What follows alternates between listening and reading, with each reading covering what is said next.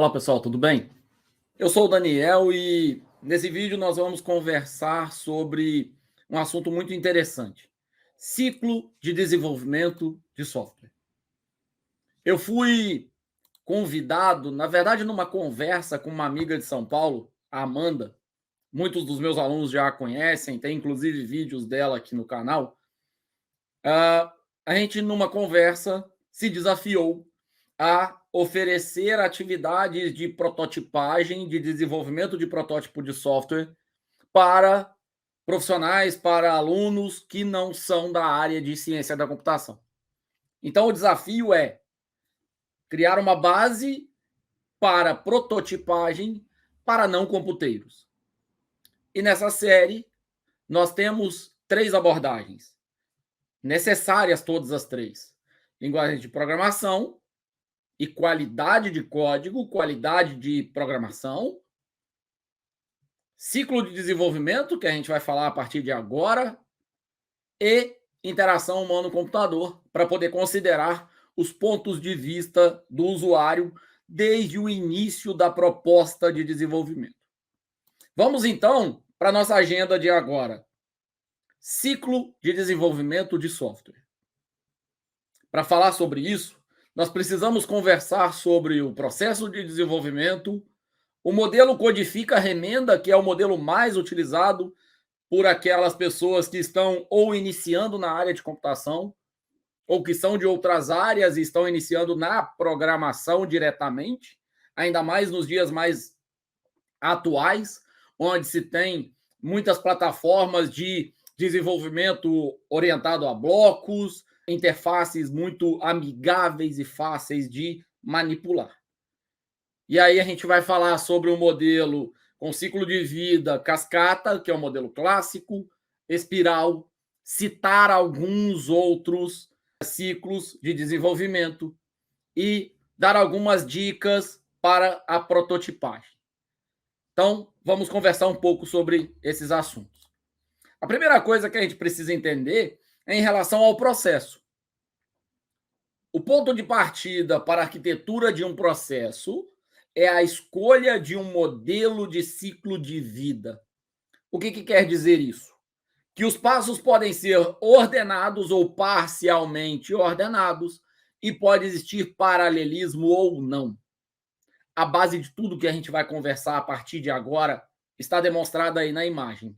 O passo 1 pode ser o primeiro passo do desenvolvimento, seguido pelo passo 2, 3 e 4, numa linha. Mas também você pode escolher como modelo de desenvolvimento passo 1, primeiro, o sincronismo de início ao passo 2 e 3, o sincronismo de término do passo 2 e 3, uma dependência dessa conclusão, para aí sim chegar ao passo 4. Qualquer que seja o processo que você está desenvolvendo, o programa que você está realizando. O que é um ciclo de vida? É um conjunto de fases ou etapas que representam uma evolução, desde a concepção, desde o nascimento da necessidade de criação de um software, até a sua descontinuidade ou desuso ou morte.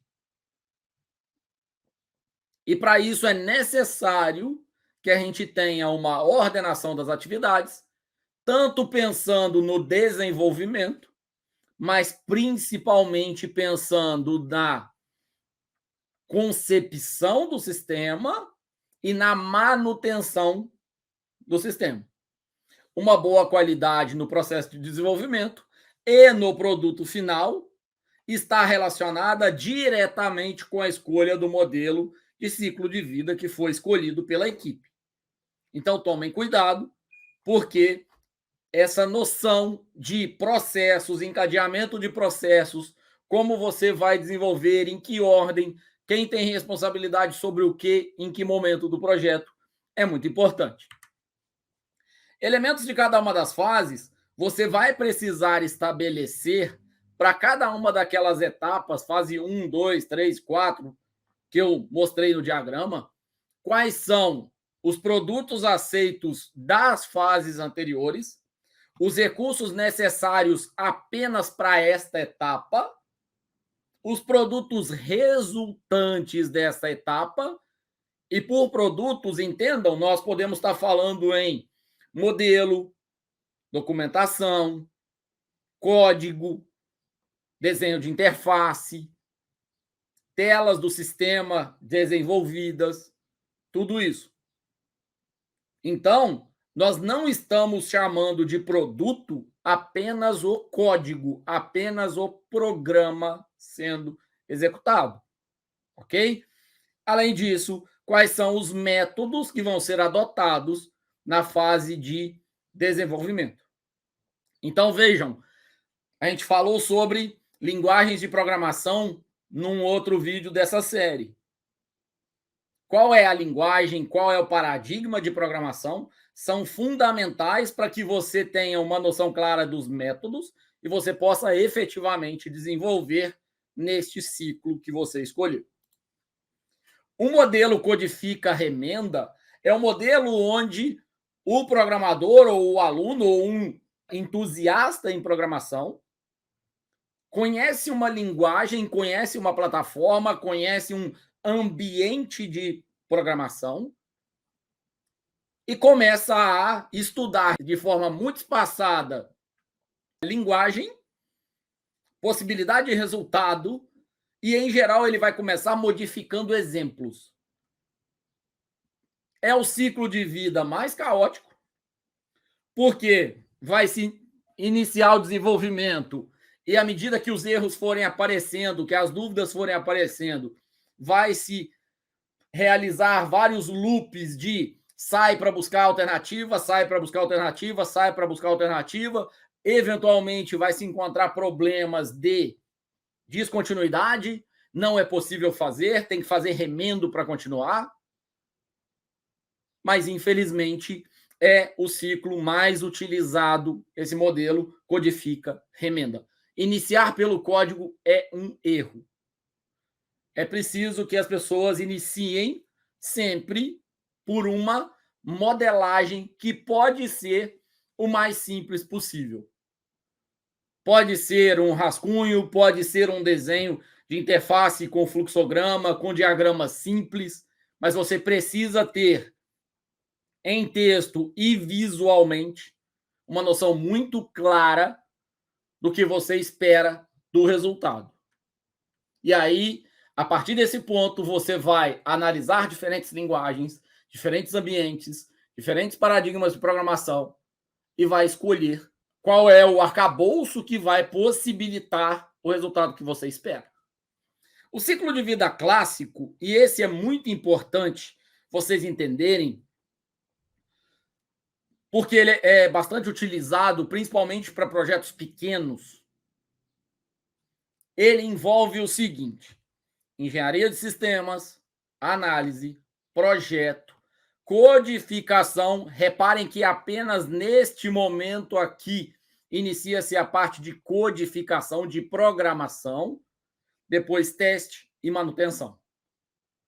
Esse é o modelo chamado de modelo cascata. Por quê? Atrás aqui, ó, antes do início, nada do sistema é conhecido.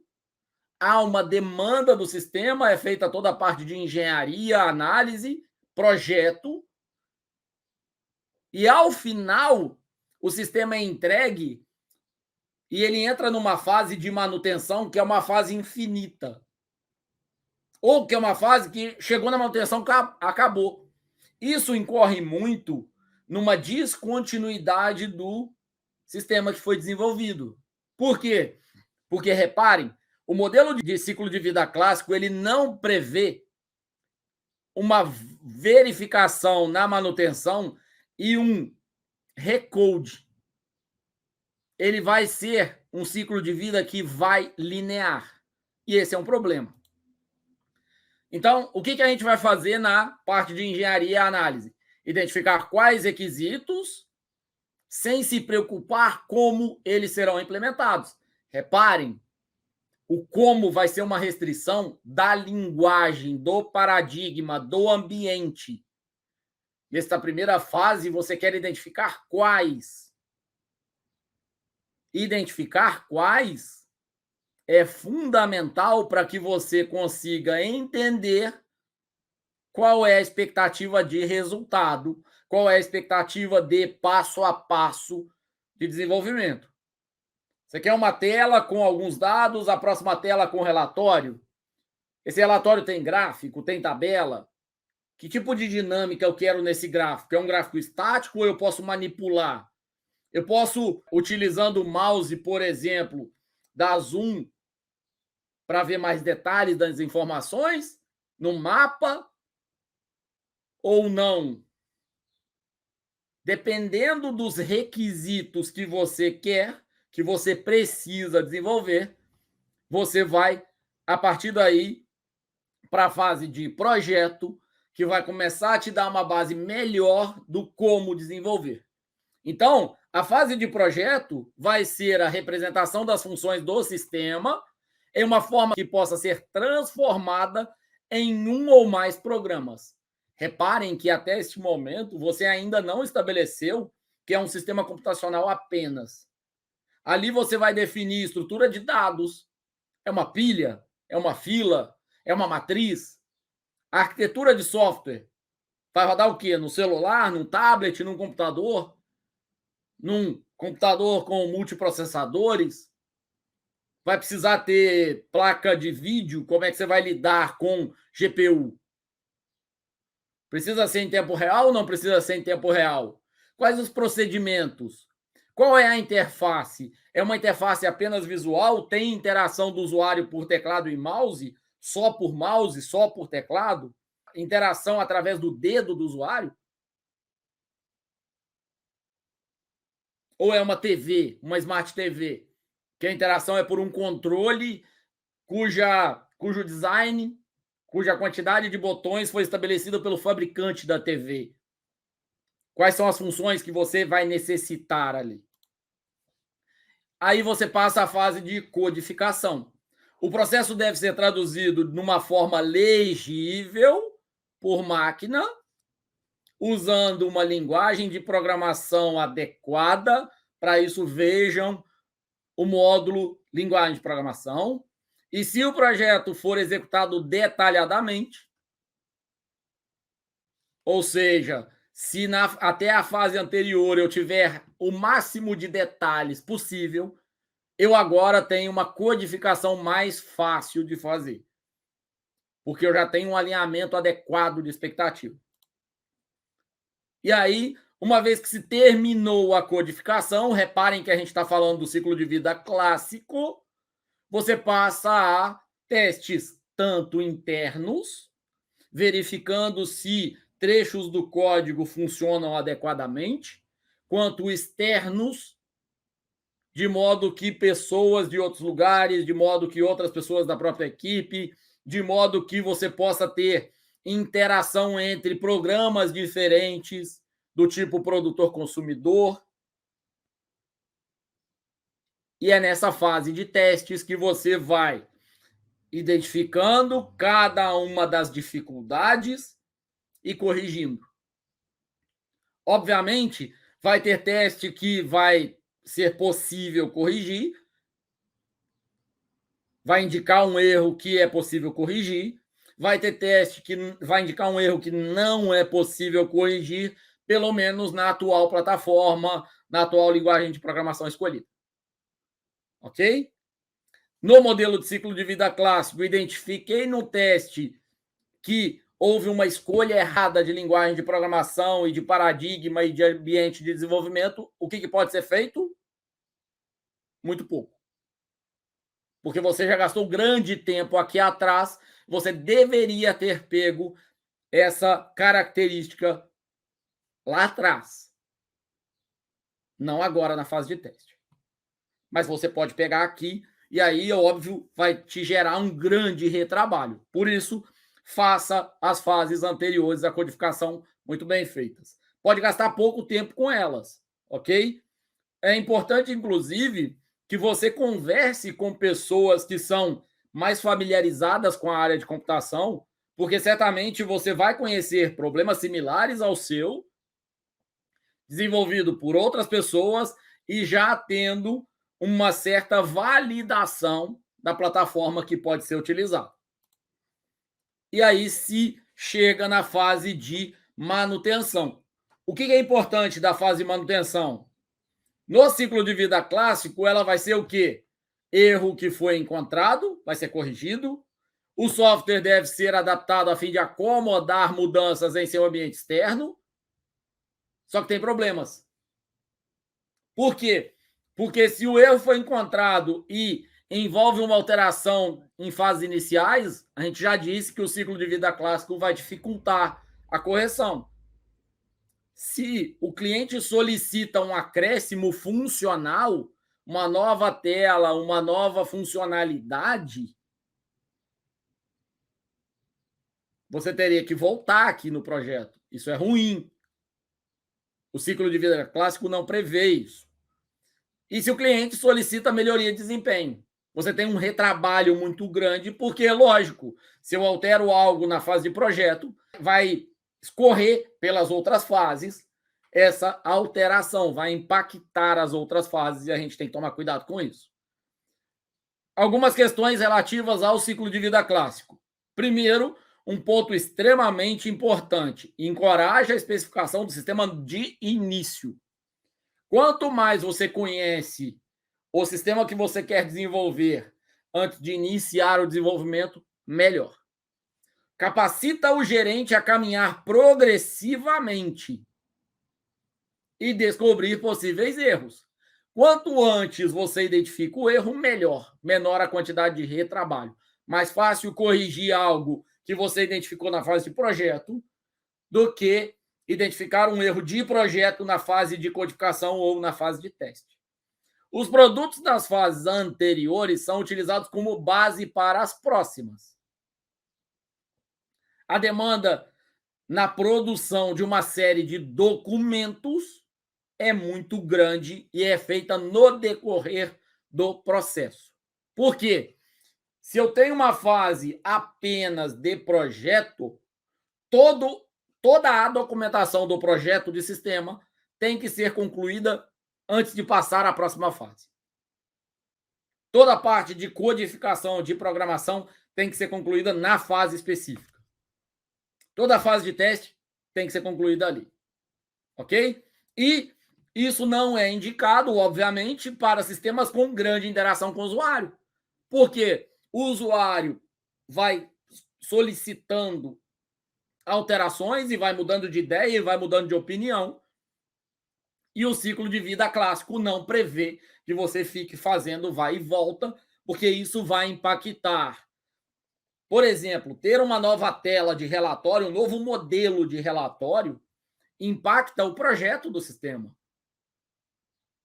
E ao impactar o projeto, significa que eu tenho que voltar lá atrás, altero o requisito, altero o projeto, e isso vai desencadeando um monte de problema no resto do sistema inteiro. E, obviamente, que o cliente não vai chegar para você, o usuário não vai chegar para você e dizer, olha, eu quero um novo tipo de relatório, mas eu te dou 6 meses mais de projeto. Eu quero um novo tipo de relatório e, poxa, você já fez um tipo, eu quero o outro, é fácil de pôr. Mas não é, porque isso impacta em toda a etapa de documentação, de codificação, de teste. Uma nova funcionalidade requer uma nova bateria de testes, porque ela pode impactar nos dados, no desempenho e nas outras funcionalidades. E aí o que acontece é que, obviamente, após o modelo clássico, que é o modelo cascata, nós temos diversos outros modelos. Um deles que é bastante utilizado é o modelo espiral. E esse modelo espiral é você pegar cada uma dessas etapas aqui do modelo clássico e colocar ele numa espiral. Aqui eu estou exemplificando com 4 etapas, para facilitar vocês verem. Então, começa pelo centro menorzinho aqui e vai expandindo. Começa por um sistema o menor possível e vai expandindo. Então, define objetivos do sistema menor, depois avalia e reduz risco, implementa e valida, planeja e especifica. Define novos objetivos, avalia, implementa, planeja e especifica. Ok? Então, você tem sempre um ciclo. O que vai acontecer com o modelo cascata aqui, ó, é que o modelo cascata é uma volta desse espiral. Vamos ver de outras formas esse modelo espiral daqui a pouco. Antes, a gente precisa entender o seguinte: o produto é desenvolvido em uma série de interações. Então, você desenvolve a primeira versão, gera requisito da segunda, desenvolve a segunda, gera, desenvolve a terceira, identifica, avalia, desenvolve a quarta, ok? Você está sempre desenvolvendo novas versões do sistema. Isso permite que você construa produtos em prazos curtos, o que é maravilhoso, com novas características e recursos que são agregados, aumentados, aglutinados na medida em que a experiência descobre as suas necessidades. Então, agora não se precisa mais estabelecer todos os requisitos numa fase inicial para depois partir para o desenvolvimento. Identificou o requisito? Validou? Passa para o desenvolvimento. Desenvolveu aquilo? Testa. Novo requisito? Incrementa o desenvolvimento. Desenvolve mais um módulo, desenvolve mais uma tela, desenvolve mais uma funcionalidade. As atividades de manutenção são usadas para identificar problemas. Seus registros fornecem dados para definir os requisitos das próximas liberações. Ou seja, agora a manutenção não é mais para corrigir problema e dizer que não dá para fazer. Agora a manutenção é para corrigir problema e dizer que, ok, isso aqui é uma demanda para um próximo ciclo.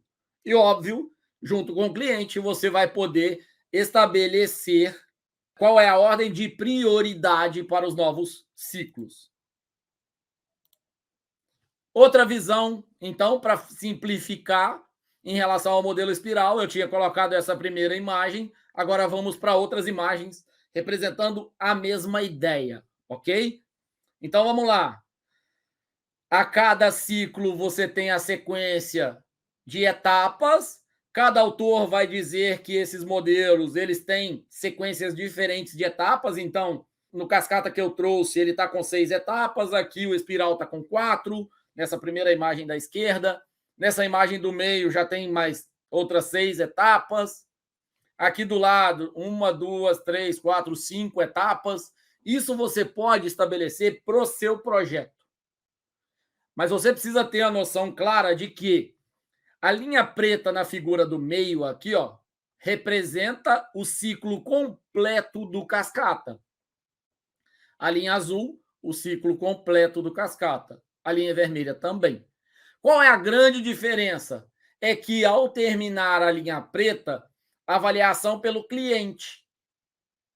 A avaliação pelo cliente pode gerar novas demandas. E esse modelo espiral espera que sejam geradas e identificadas novas demandas. Então, olhando na outra imagem, aqui do lado direito, a gente tem identificação dos requisitos, projeto, construção ou codificação, teste e lançamento. No lançamento, se identificam novos requisitos, projeto, construção, teste, novo lançamento. Ok?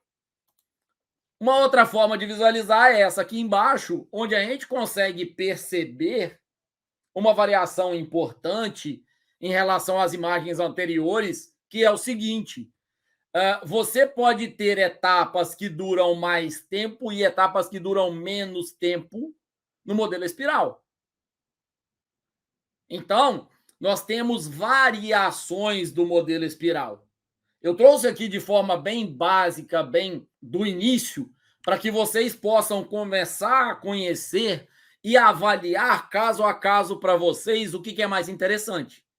Então, o que eu trouxe? O modelo do ciclo de vida clássico, que é o cascata, o modelo espiral, que é repetir o cascata em ciclos, melhorando a qualidade do sistema e desenvolvendo novas versões. Você pode fazer isso em incrementos, então tempo de projeto, incremento de funcionalidades. Cada incremento vai ser exatamente uma nova funcionalidade, um novo requisito para o sistema. Então, vai ter a comunicação, planejamento, modelagem, construção e implantação, entrega para o cliente. Isso você pode fazer em vários incrementos à medida que o tempo do projeto corre. Reparem nesse gráfico aqui do meio, que tem um aspecto importante. Se a gente pega no momento específico do projeto aqui, ó, nós podemos perceber que alguns ciclos de desenvolvimento de sistemas, principalmente sistemas maiores, identificam novos requisitos ainda na fase de planejamento.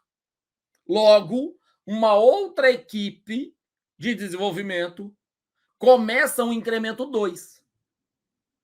Uma outra equipe pode começar o incremento 3, 4, 5, N, e muito mais para frente, isso ser incorporado à solução final.